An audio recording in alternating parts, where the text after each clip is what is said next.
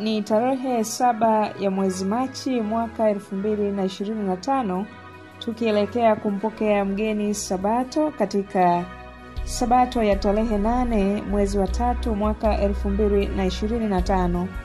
Ni wakaribisha sana tena katika mfululizo wa visa vya ndani ya mwongozo wa kujifunza Biblia, na leo tunacho kisa chenye kichwa kinachosema mpiga simu asiyekata tamaa. Simu ya Zoom haikuweza kuunganika, haifanyi kazi. Matron alishangaa. Kupitia simu yake, Colette aliweza kumsikia Matron akiandika na kuandika tena neno la siri la Zoom kwenye kompyuta ya kituo. Ilikuwa ni siku ambayo walikuwa wamejaribu mara nyingi zaidi juma hilo. Matron alikuwa miongoni mwa watoto wengi wa asili ya mji wa Alaska wanaoishi katika vituo na nyumba za kulelea watoto huko Alaska, na alikuwa na shauku ya kuweza kufahamiana na Colette. Alijaribu neno la siri tena, lakini cha ajabu haikufanya kazi. Alilia sana. "Ni sawa," Colette alisema. "Hii si sawa. Nataka kujaribu tena," Matron alisema. Wakati bado haikufanya kazi, Colette alipendekeza waongee kwenye simu badala yake. Colette, ambaye ni daktari wa watoto Mwadventista wa Sabato huko Anchorage, alikuwa na shauku ya kufahamiana na Matron pia.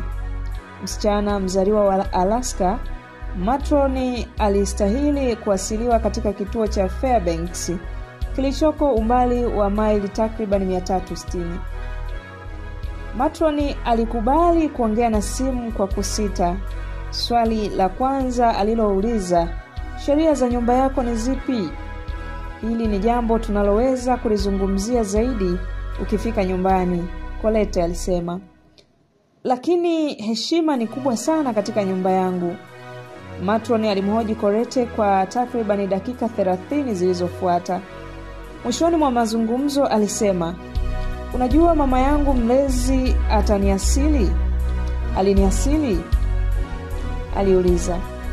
Colette, mzaliwa wa Florida aliyeishi na mumewe huko Alaska kwa miaka 8, hakuwahi kufahamu kuhusu hilo. Alifikiria, Matron ni mtoto wa kuvutia na ni wa kipekee sana. Hili litakuwa ni jambo lisilokuwa la kawaida.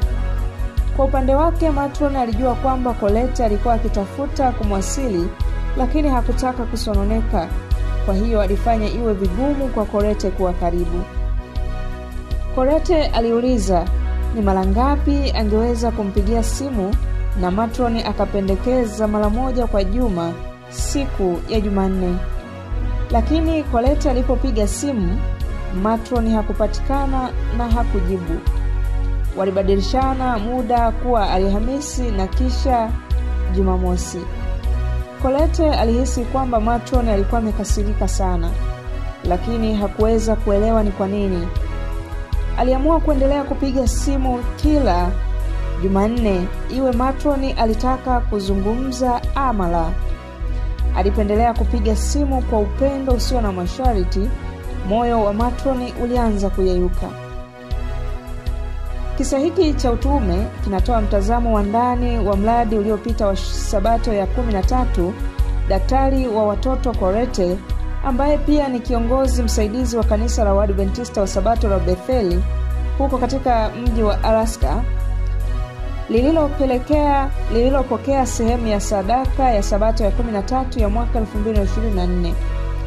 Asante kwa kusaidia kueneza injili kwa robo hii kwa sadaka yako ya 13 mnamo Machi 29. Bwana awabariki. Karibuni sana katika juma linalofuata.